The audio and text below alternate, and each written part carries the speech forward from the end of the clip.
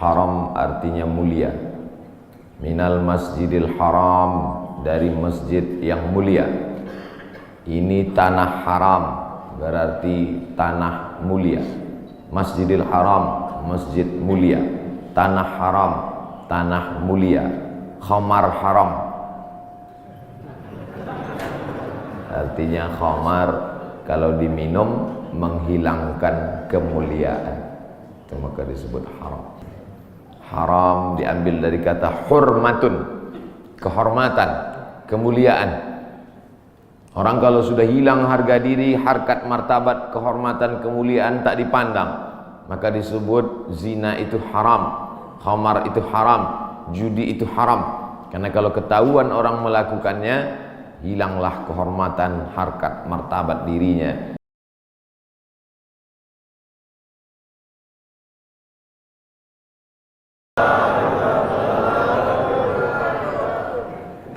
Alhamdulillahilladzi ahyana ba'da ma amatana wa ilaihin nusyur. Wassalatu wassalamu ala asyrafil anbiya wal mursalin sayyidina wa maulana Muhammadin wa ala alihi wa sahbihi wa man tabi'ahu ila yaumiddin.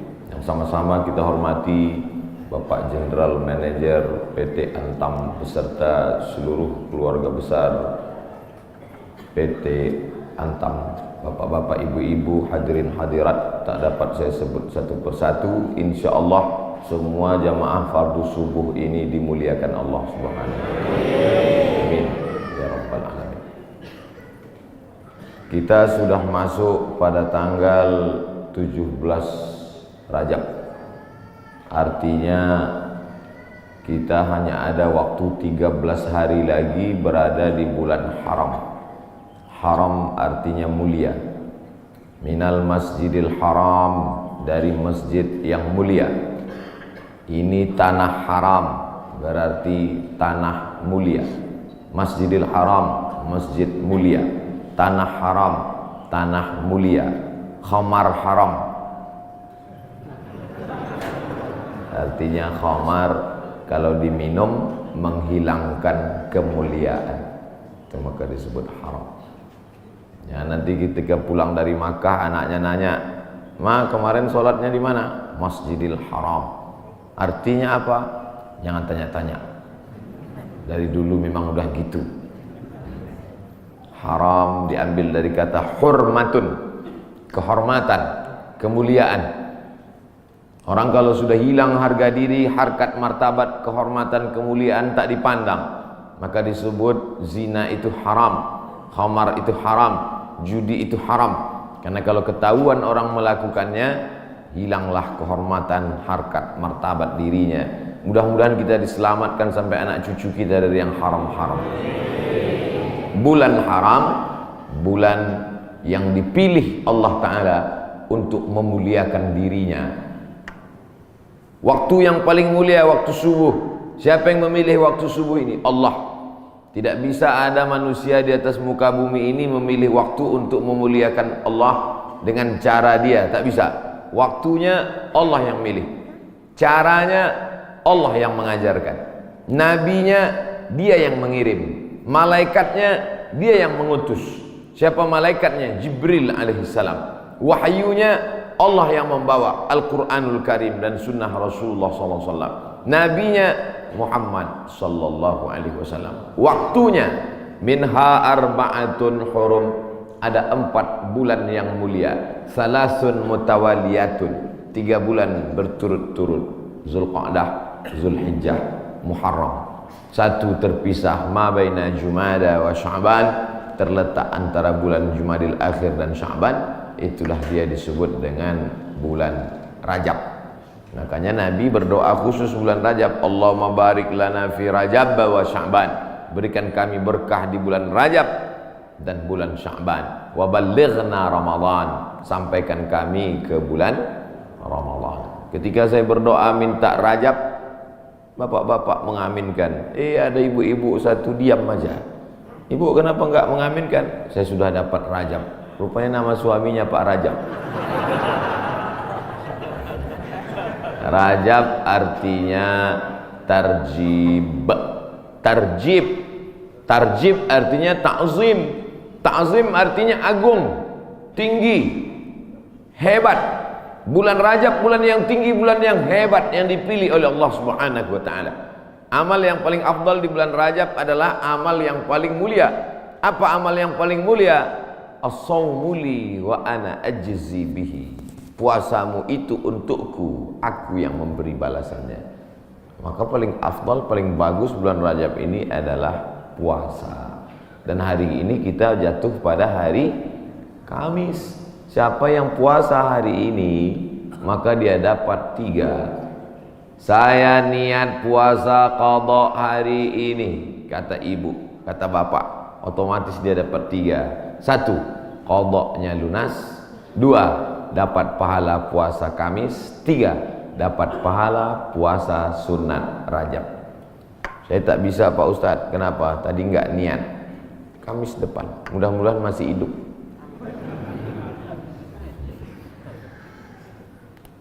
Kenapa Ustaz cerita qadha di bulan Rajab? Karena yang kemarin mau diqadha Ramadan tahun lalu belum jadi mengqadha.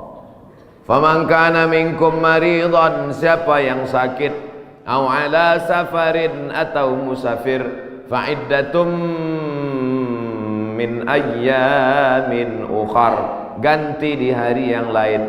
Ramadan kemarin ada tinggal puasanya, ketika mau diganti di bulan Syawal tidak jadi. Pernah pas mau diganti tidak jadi. Kenapa? Kue hari raya nggak habis-habis. Mau diganti di bulan Zulqa'dah tak sempat. Di bulan Zulhijjah mau diganti, daging kurban tak habis-habis.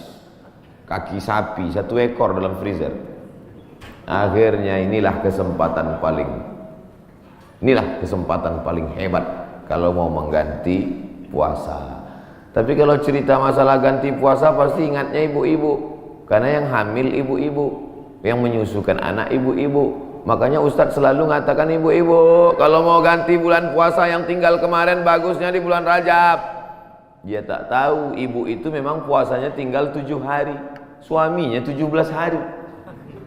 Ternyata bapak-bapak juga punya hutang puasa. Apakah selesai hutang puasa ini dengan astagfirullahaladzim, astagfirullahaladzim, astagfirullahaladzim, astagfirullahaladzim? Hutang puasa lunas, enak aja.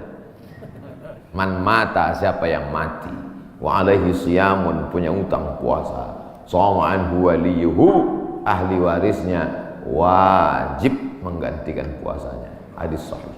Tidak bisa diganti dengan istighfar. Tidak bisa diganti usolli sunata taubat rakaataini lunas 60 hari lillahi ta'ala. Nggak bisa guys. Nah, oleh sebab itu maka puasa yang tinggal kemarin mesti diqadha. Faman kana minkum maridan, siapa yang sakit Ramadan kemarin, au ala safarin atau musafir, jarak qasar salat 89 km, fa iddatum min ayyamin ukhar, ganti di hari yang lain di luar Ramadan. Wa 'alal ladzina yutiqunahu, siapa yang tak sanggup puasa karena sakit keras. Pak Ustadz, saya nggak bisa puasa di Ramadan, nggak bisa puasa di Syawal, nggak bisa puasa di Zulqa'dah, Zulhijjah, Muharram, Safar, Rabiul Awal, Rabiul Akhir, Desember, Januari, Februari, Maret, April, Mei, Juni, Juli, nggak bisa puasa. Kenapa nggak puasa? Usus saya sudah dipotong pendek aja. Bentar-bentar lapar, bentar-bentar lapar, bentar-bentar lapar. Sampai mati nggak bisa, atau kena penyakit mah akut, atau kena diabetes mellitus akut, atau kena jantung akut, atau apapun sebabnya, atau kena tua renta 70-80 nggak bisa puasa, fa'iddatu min ayamin ukhar, bagi yang musafir dan sakit. Tapi bagi yang nggak sanggup sampai mati, fidyatun ta'amu miskin, bayar fidyah makan 1 hari fakir miskin. Bagaimana dengan perempuan hamil dan menyusukan anak? Masuk yang mana dia? Kalau dia musafir, sakit, ganti. Kalau sakit keras, tua renta, bayar fidyah. Perempuan yang hamil dan menyusukan anak tidak disebut dalam ayat ini, maka ulama berijtihad, lain kepala, lain isinya. Rambut sama hitam, isinya macam-macam. Perempuan yang hamil dan menyusukan anak, 3 mazhab ulama. Mazhab yang pertama, menurut Imam Abu Hanifah, mazhab Hanafi, hanya mengqadha saja. Jadi kalau ada ustadz mengatakan ibu-ibu yang hamil menyusukan anak tinggal puasanya qadha saja, itu berarti mazhab Hanafi. Sedangkan mazhab Abdullah bin Abbas mengatakan bayar fidyah saja. Ibu pilih yang mana? Mau qadha aja atau bayar fidyah? Saya qadha aja Pak Ustadz. Saya kalau keluar duit nih malas. Ibu pilih mana? Saya nggak tahan lapar Pak Ustadz. Mau bawaannya mau ngemil ngunyah aja. Jadi saya bayar aja. Yang mau qadha saja mazhab Hanafi. Yang bayar fidyah saja pendapat Abdullah bin Abbas. Mazhab Syafi'i yang mana? Mazhab Syafi'i lihat dulu dia tak puasa karena apa. Kalau dia tidak puasa karena dirinya, karena lemah, karena tak mampu, qadha saja. Tapi kalau ada unsur anaknya, kenapa ibu tak puasa? Janin saya lemah, sudah diperiksa USG oleh SPOG, spesialis obgyn kandungan. Katanya janin lemah, ibunya sehat tapi janinnya lemah. Maka kalau sebab anaknya dia tidak puasa, maka dia kena dua double, bayar fidyah dan puasa qadha. Laki-laki mesti tahu. Saya untuk apa tahu? Saya kan nggak hamil dan menyusui, istrimu hamil dan menyusui. Itulah untungnya ibu-ibu yang suaminya pengajian. Pulang dia dari sini nanti diingatkannya, ibu, nanti hari Senin kau puasa. Tapi kalau suaminya Fir'aun, ibu sedang puasa pun disuruhnya buka puasa. Apa itu puasa? Bapak ibu yang dimuliakan Allah, ar-rijalu qawwamuna 'alan nisa. Berapa banyak puasa ibu, maka suami ikut bertanggung jawab. Kenapa? Karena istrinya itu tidak puasa gara-gara suaminya. Coba kalau kau tengok saja istrimu itu. Oleh sebab itu maka tanggung jawab luar biasa di hadapan Allah Subhanahu wa taala. Itulah maka saya sampaikan subuh ini tentang pentingnya mengganti puasa di bulan Rajab. Karena ini salah satu kemuliaan, dapat double dua pahala yang diberikan Allah Subhanahu wa taala. Masih ada kesempatan 13 hari lagi. Kalau mau diqadha pakai puasa Nabi Daud, bagus. Yasumu yauman wa yuftiru yauman. Puasa ini bagus karena saluran darah kita ini mampet. Saluran darah ini sama seperti saluran air. Karena di dalamnya banyak lemak-lemak, banyak kolesterol, akhirnya tersumbat. Coba hidupkan keran air kencang, tapi pipanya digulung. Kerannya kencang, pipanya digulung. Apa yang terjadi? Bam! Pecah pembuluh darah. Oleh sebab itu salurannya mesti bersih. Bagaimana membersihkan saluran air? Ada serbuk yang menghilangkan minyak-minyak. Bagaimana cara membersihkan saluran darah? Maka bakteri-bakteri, kuman-kuman, penyakit-penyakit, kolesterol bisa habis bersih. Kenapa? Diri memakan diri sendiri dengan menahan makan minum selama dari pagi sampai petang. Makanya orang kalau cek darah dia nggak boleh makan minum.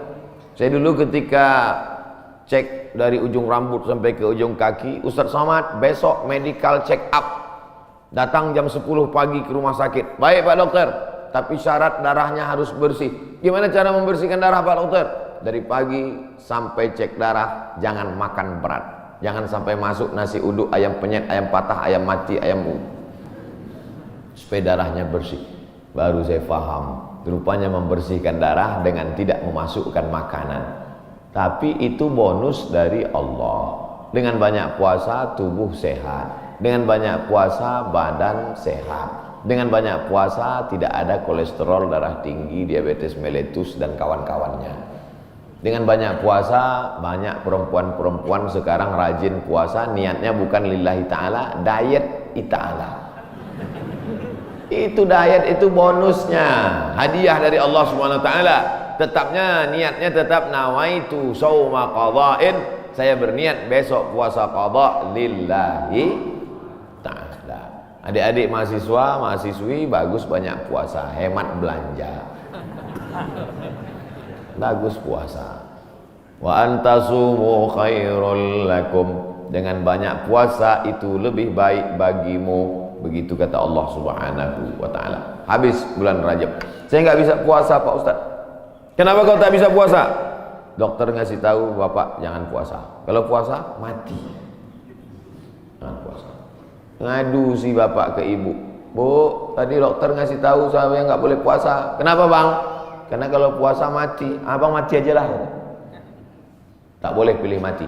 Kalau pilih dua, antara sakit atau mati, tidak boleh pilih mati. La tulqu bi aidikum ila tahlukah. La tulqu bi aidikum ila tahlukah. Jangan jerumuskan dirimu ke dalam kebinasaan. Maka jangan memilih mati daripada puasa. Kita diberi keringanan oleh agama Islam. Saya mau mengisi bulan ini Pak Ustadz, tapi puasa nggak sanggup.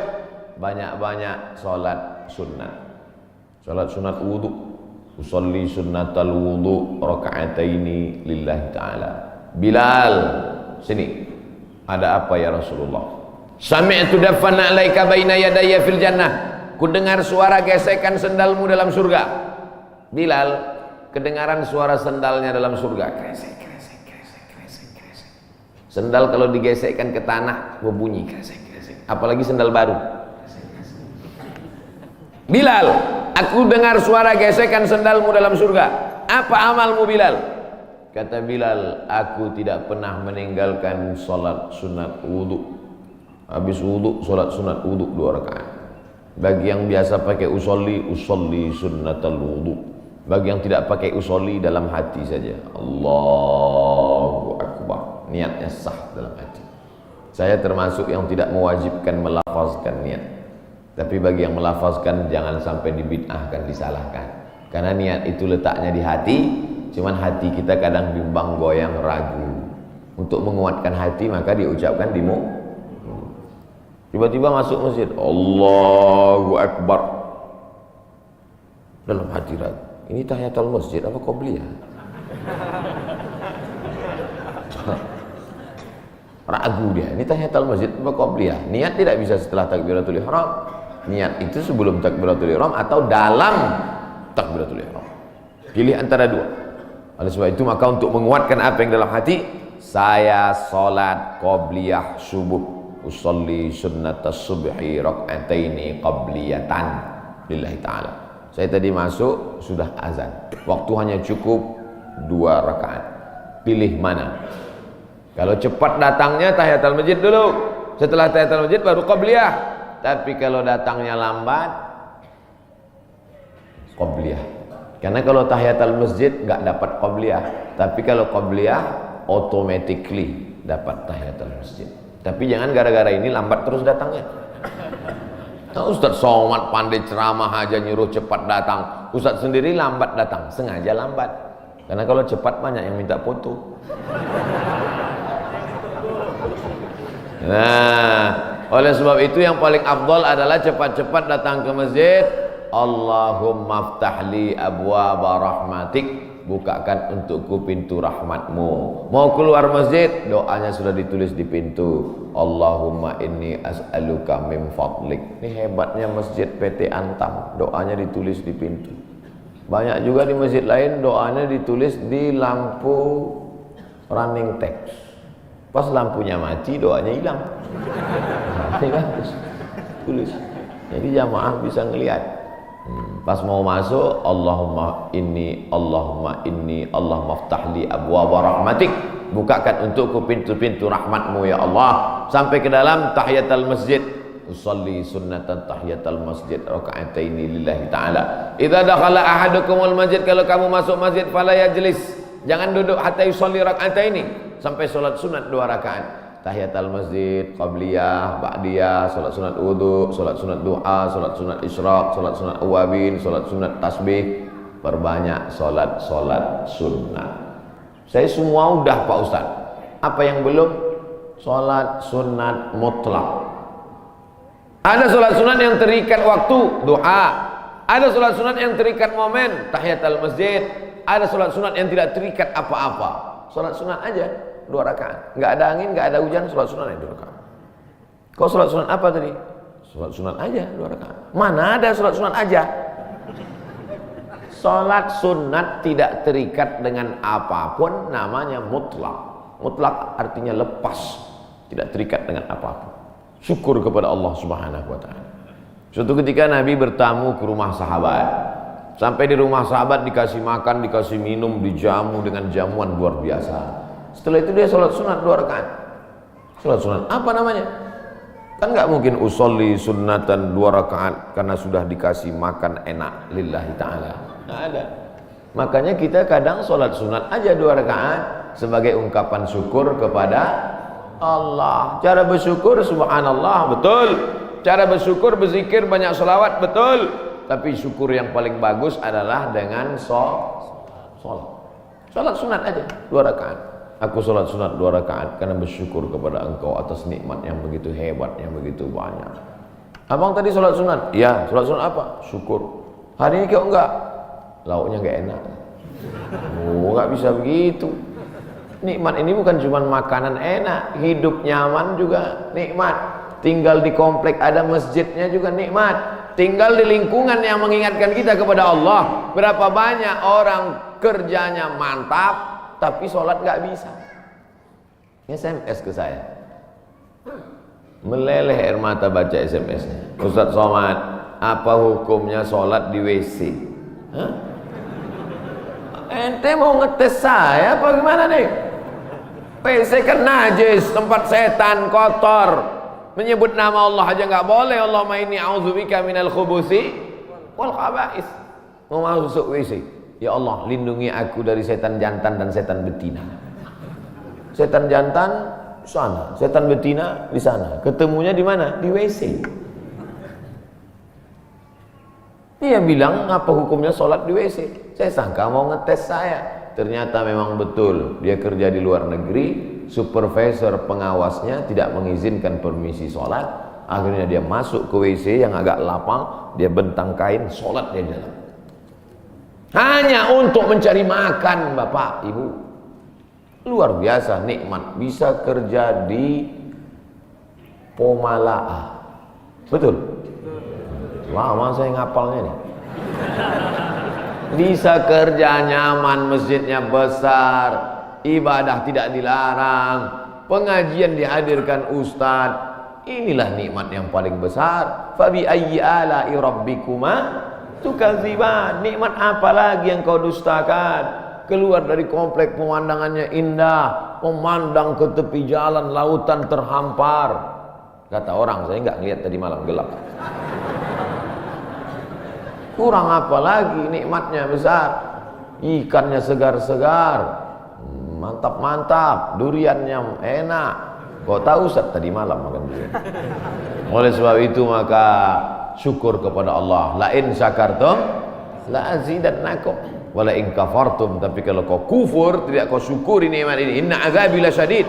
Azabku itu amat sangat menyakitkan. Jangan sampai setelah azab datang barulah meleleh air mata. Astagfirullah. Di rumah sakit terbaring, disuapkan sama istrinya bubur jagung. Dulu waktu sehat kemana aja. Kalau ada orang udah sakit baru petik tasbih, biasa. Kalau ada orang ketika sudah pensiun baru berzikir, biasa. Tapi ketika waktu sedang badan sehat, rezeki banyak, ada jabatan, rajin ibadah, wah, luar biasa. Nih masyarakat PT Antam nih luar biasa, betul. Tapi yang datang nih memang masyarakat lingkungan sini. Alhamdulillah. Karena saya pernah juga ceramah di komplek usaha. Ketika masih kerja aktif ke masjid baru luar biasa. Selesai ceramah juga saya, mohon maaf Pak Ustaz, yang datang tadi masyarakat dari luar. Bapak Ibu yang dimuliakan Allah Subhanahu wa taala. Ini kenikmatan ini kalau dicabut oleh Allah Subhanahu wa taala, Allah itu luar biasa.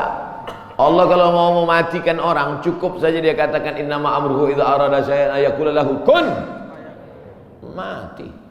Kenapa orang yang minum khamar tidak mati? Kenapa orang yang berzina tidak mati? Kenapa orang yang makan riba tidak mati? Karena Allah itu bismillahirrahmanirrahim. Allah itu sayang. Dibiarkannya dulu. Malaikat itu sudah gergetan malaikat. Mau kucabut aja. Jangan. Jangan. Kata Allah Ta'ala jangan. Biarkan dia mabuk-mabuk dulu. Biarkan. Nanti baru kau celupkan dia ke neraka jahanam. Innallaha la yumli lidzalim. Allah sengaja mengulur kepada orang-orang yang zalim itu. Orang-orang yang zalim, yang aniaya terhadap dirinya, yang berzina, yang minum khamar, yang mabuk, yang makan riba, yang biarkan dia, biarkan. Sampai apa? Sampai dia bertobat. Kalau tidak juga, hatta idza akhadhahu lam yuflithu, sehingga Allah menurunkan azab tidak tanggung-tanggung langsung. Jadi jangan heran kalau ada orang enggak salat, rumahnya besar, enggak salat, mewah hidupnya. Sesungguhnya dia sedang dimainkan Allah Ta'ala. Inna kaidi matin, tipu dayaku amat sangat kuat. Cuman kadang orang ini enggak paham cara pikir Allah SWT. Cara pikir ibu aja kadang anak enggak paham. Anak umur 5 tahun minta pisau, jangan, nanti tangan kau luka. Tapi ketika kita memahami Allah, yang kita ikut ini, kita ikut Allah atau Allah ikut kita? Kita ikut Allah. Ini banyak orang sekarang Allah dia suruh ikut dia. Ya Allah, berikanlah aku gaji yang banyak, kau ikut aku, jangan sampai aku ikut engkau. Loh, sebenarnya yang Tuhan ini aku apa kau itu Tuhan? Kita yang ikut Allah. Makanya kita ini disebut muslim. Muslim artinya berserah diri kepada kehendak Allah, bukan Allah yang ikut kita. Kadang banyak kita paksa Allah untuk ikut kita. Kita berdoa sesuai dengan request kita. Kalau kita Allah nggak kasih, lalu kita marah sama Allah. Ente siapa, kata Allah. Makanya kita serahkan pada Allah. Tapi kita kalau berdoa tetap minta apa yang kita minta. Jangan gara-gara ini nanti, ya Allah pagi ini aku nggak berdoa apa-apa, terserah oleh Allah. Mau kasih nggak apa-apa. Oh jangan. Nabi malah kalau berdoa sebut nama. Allahumma a'izzal islama bi umarain. Ya Allah, kuatkan Islam ini dengan 2 Umar. Waktu itu ada 2 Umar yang paling hebat, paling gagah, paling perkasa di Makkah. Satu Umar bin Khattab, satu Umar bin Hisham. Umar bin Khattab, Umar bin Hisham. Ya Allah, Islam ini akan kuat kalau 2 orang ini masuk Islam. Masuk Islamlah 2 orang ini ya Allah, Umar bin Khattab atau Umar bin Hisham. Saya sebut Umar bin Hisham, banyak bapak ibu nggak kenal. Tapi kalau saya sebut nama kerennya, oh, Umar bin Hisham Abu Jahal. Makanya kalau kenalan sama orang jangan cuma tanya satu nama, tanya nama satu lagi. Banyak orang ini namanya macam-macam. Nama siapa? Abdul Somad. Di Facebook Anton. Enggak, nama saya di mana-mana tetap Abdul Somad. Nama Abdul Somad, Instagram Abdul Somad Official. Cuman mau ngasih tahu aja supaya di follow. Bapak Ibu yang dimuliakan Allah Subhanahu wa taala. Jadi kalau masih bisa sehat, beribadahlah. Karena sampai masanya nanti udah sakit nggak bisa beribadah. Parahnya lagi, sudah sakit pun nggak ke masjid juga. Makanya walaupun sakit datanglah ke masjid. Nggak bisa sholat di depan, sholat di belakang. Malu sholat di belakang, di emperan. Nggak bisa juga sholat, kasih tahu biar kami sholatkan. Jangan segan-segan. Bapak Ibu yang dimuliakan Allah Subhanahu wa taala, saya Pak Ustadz nggak bisa puasa, sholat sunat pun nggak bisa Pak Ustadz. Baca Quran, duduk, nggak bisa tegak, nggak bisa rukuk, nggak bisa sujud, buka Quran. Bismillahirrahmanirrahim. Tapi katanya baca Quran auzubillah Pak Ustadz. Oke. A'udzubillahi minasyaitonirrajim. Bismillahirrahmanirrahim. Ya ayyuhan nas, wahai manusia, ittaqu rabbakum, takutlah kamu kepada Allah. Inna zalzalatas saati syai'un azim. Sesungguhnya bumi akan bergoncang dan hari itu kiamat terjadi, azabnya amat sangat kuat. Membaca itu ketakutan, langsung pulang ke rumah sedekah. Berapa? 500 perak. Jadilah daripada sebelumnya hatinya tertutup. Itulah orang-orang ketika dibacakan ayat kepadanya, zadathum imana, bertambah imannya. Surat Al-Hajj. Apa ayat yang kau lihat? Sesungguhnya saat itu Allah sedang menegur engkau. Wa taran nasa sukara, kau lihat manusia waktu itu seperti mabuk. Wa mahum bisukara, mereka bukan mabuk. Jalan sempoyongan mau tumbang di atas bumi, mereka mabuk? Bukan. Kenapa mereka tidak mabuk? Walakinna adzaballahi syadid. Tapi saat itu azab Allah amat sangat menyakitkan. Sempoyongan jalan macam zombie. Kenapa? Karena kerak bumi waktu itu tercabut. Kita sekarang kan bisa tenang ini karena kerak bumi ini bisa normal. Kerak bumi ini ada pakunya. Sampai masanya pakunya itu copot. Apa pakunya? wa takunul jibalu kal ihnil manfush. Waktu itu paku-pakunya gunung-gunung seperti bulu kambing dihembus angin.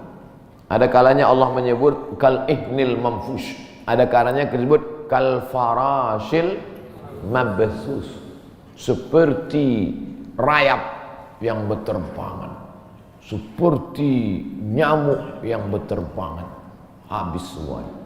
Kalau Gunung Bromo, Gunung Kidul, Gunung Merapi, Gunung Kelut seperti rayap yang berterbangan, lalu kita seperti apa? Kalau ada tetangga bapak yang sombong, yang angkuh, ambil rayap, hembuskan ke mukanya.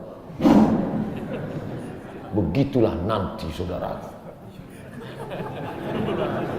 Kalau Gunung Kidul, Gunung Bromo, Gunung Merapi seperti rayap, lalu kau seperti apa nanti di hadapan Allah? Dua kemungkinan, dia taubat atau makin ngamuk. Kita ini nggak ada apa-apanya. Yang disombongkan itu apa? Yang diangkuhkan itu apa? Maka mesti banyak-banyak ibadah. Itu yang akan dibawa menghadap Allah Subhanahu wa taala. Tadi malam ada yang ngirim ke grup WhatsApp percakapan antara ayam dan anaknya. Bapak Ibu udah dapat? Apa kata anak ayam? Mama, kenapa manusia itu hebat ya? Namanya macam-macam setelah lahir ke dunia. Ada Abdul Somad, ada yang lain-lain. Sementara kita semuanya namanya sama, ayam. Semua ayam. Apa kata induk ayam? Gak apa-apa nak, mereka memang namanya mantap-mantap, tapi sesudah mati semuanya namanya satu, mayat. Beda sama kita. Kita memang ayam, tapi setelah kita mati ada ayam panggang, ada ayam goreng, ada ayam.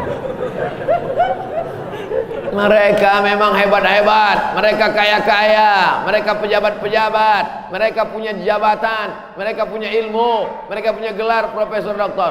Tapi setelah mereka mati, tidak ada yang mendatangkan manfaat, semuanya menjadi mayat. Beda dengan kita. Kita setelah mati mendatangkan manfaat, mengenyangkan perut. Ulaika kal an'am, mereka itu seperti binatang. Balhum adal, bahkan lebih hina daripada binatang. Makanya kalau tidak karena ibadah, apa beda kita dengan ayam? Bukan hadis, dapat di grup WhatsApp. Saudara yang dimuliakan Allah Subhanahu wa taala, bedakan dirimu dari binatang dengan apa? Dengan ibadah. Cerita tentang ibadah, apakah ayam itu tidak bertasbih? Ayam itu ketika sedang mengeram, coba lihat lidah ayam sedang mengeram, semuanya bertasbih. Nabi mencabut pelepah korma, menusukkan pelepah korma di makam. Sahabat bertanya, kenapa kau tusukkan pelepah korma itu ya Rasulullah? La'allallaha an yukhaffifa 'adzabahuma ma lam yaibasa. Selama pelepah korma itu basah, maka orang yang ada di kubur diringankan azabnya. Kenapa? Karena pelepah korma bertasbih. Tapi jangan gara-gara ini nanti bapak meninggal minta surat wasiat, tanamkan 3 batang korma di atas kuburku. Nabi sedang ingin mengajarkan bahwa pelepah korma bertasbih. Planet-planet bertasbih. Neptunus, Merkurius, Pluto, Mars bertasbih. Mana buktinya? Ketika kita melihat petir menggelegar, apa ucapan dari mulut? Subhana man yusabbihu bihir ra'du wa bihamdi. Maha suci Allah yang planet-planet pun bertasbih mengagungkan Allah. Lalu kita apa? Makanya yang tak sanggup baca Quran, saya Pak Ustaz nggak bisa baca Quran. Asal baca Quran mata meleleh Pak Ustaz. Meleleh menangis karena takut atau nggak nampak lagi titiknya Pak Ustaz. Puasa nggak bisa. Kalau nggak bisa puasa, sholat sunat, kaki sakit. Baca Quran, mata sakit. Pejamkan mata, ambil tasbih, berzikir. Afdaluz zikri fa'lam annahu la ilaha illallah. La ilaha illallah. 100 kali. Dikit kali 100 kali Pak Ustaz, 1000 kali. La ilaha illallah. Baca sholawat, istighfar 1000 kali. Salawat 1000 kali. La ilaha illallah 1000 kali. Isi hari-hari bulan Rajab ini dengan kemuliaan. Belum tentu bulan Rajab tahun depan kita masih hidup. Saya insya Allah hidup, Bapak Ibu nggak tahu. Yakin sekali Ustaz Somad ini. Mati jangan dicari, tapi kalau dia datang kita tidak akan bisa lari. Ainama takunu yudrikumul maut. Dimanapun kau berada, mati akan datang menghampirimu. Walau kuntum fi burujim musyayyadah. Walaupun kau berada di dalam tembok yang sangat kokoh. Dulu orang Arab kafir musyrik dibuatnya tembok, masuk dia ke dalam, sembunyi. Oh, pertanyaan, saya sangka surat kematian. Kita akan dituntut di hadapan Allah Subhanahu wa taala. Begitulah Allah. Jadi intinya isi bulan Rajab, pertama puasa, kedua salat sunat, ketiga baca Quran, keempat zikir. Saya empat-empatnya udah Pak Ustaz, mantap. Empat-empatnya belum Pak Ustaz, mulai hari ini. Puasa sunat niatnya boleh setelah sholat subuh. Pulang dari sini sampai rumah, lihat lemari makan, nggak ada makanan, puasa sunat. Tapi dengan syarat dari azan subuh tadi nggak masuk apa-apa. Jangan sampai udah 3 batang masuk. Puasa sunat nggak bisa. Batal.